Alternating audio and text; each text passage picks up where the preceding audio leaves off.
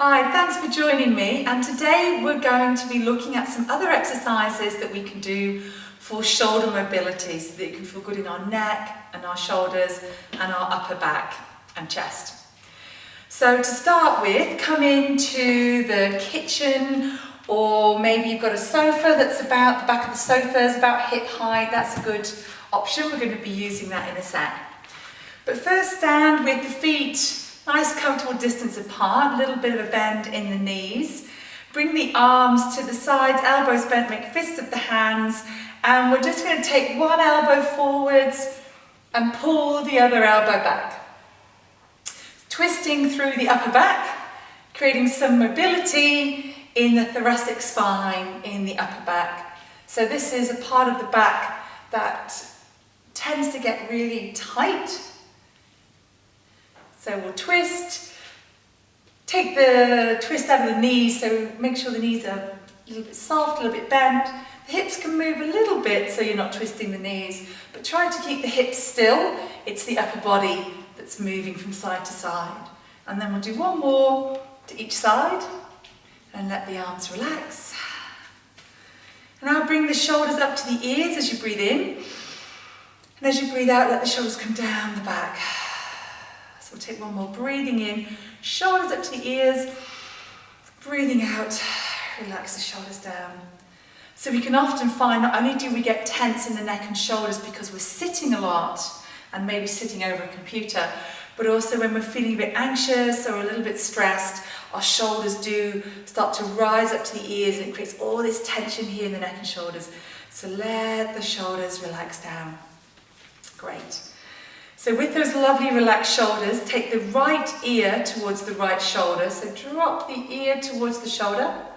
Left shoulder feels really heavy, and we're going to give 3 rolls to that left shoulder up and back. Now let the chin drop towards the chest. Take the left ear to the left shoulder and roll the right shoulder 3 times up and back. Let the chin drop towards the chest, all the way back to center, and then we'll lift the head back up again. So now come to your bench top. The sink's quite useful because you can have the heels of the hands, the palms, on the bench top, but you can curl your fingers into the sink so you've got something to hold on to. So the same if you've got your hands over the sofa, it just gives you something to hold on to. So then we'll walk the feet back. So the back is nice and parallel to the floor. Again, there can be a tiny micro bend in the knees. And really pull back through the hips and the seat bones so you're lengthening your back. Give your shoulders a really good stretch here. Nice big stretch.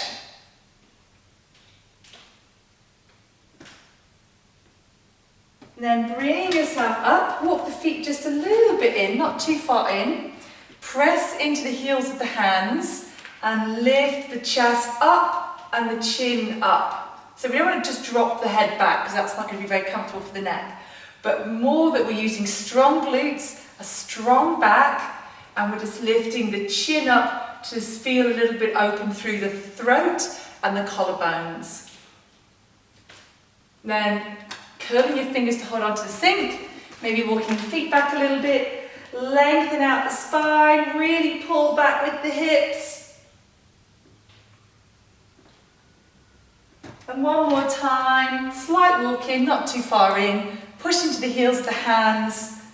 Lift the chest. So we need to be using our glutes to support the low back. Lifting the chest.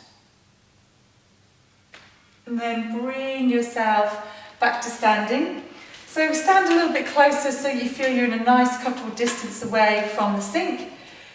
Left hand holding the sink so it gives you something to hold.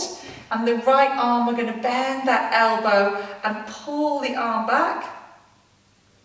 And then let the elbow bend and bring the arm back again. So moving that shoulder blade, bend the elbow, straighten the arm if it's comfortable for the shoulder.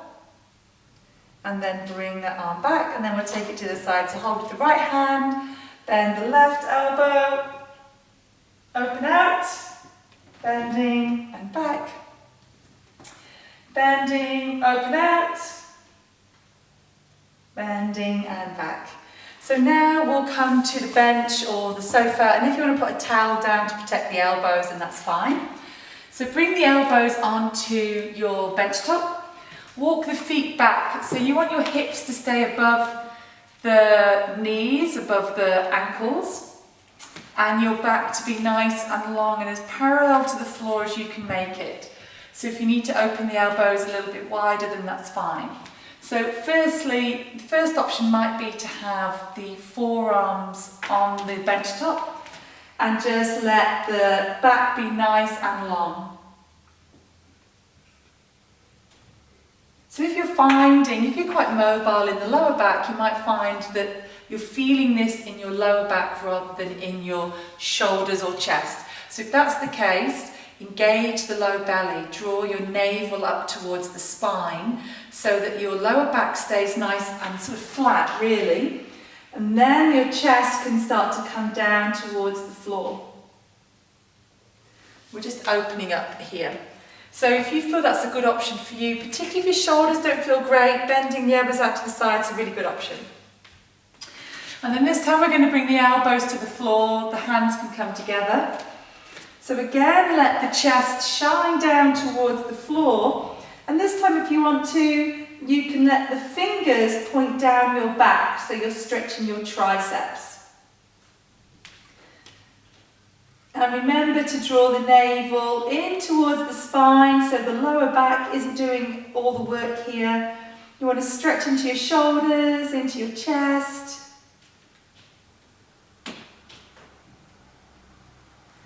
And then when you're ready, walking the feet forwards, and we'll just release the lower back. So just round the lower back here, tuck the tailbone under, bend the knees, round the back, stretch out the back. Then lift the chest, bending the knees, rounding the back, and lifting the chest. We'll finish one more time, rounding the back, coming up to standing. Any movements, any simple twists that you feel you need to do, and hopefully you feel a little bit more open in the shoulders and in the upper back.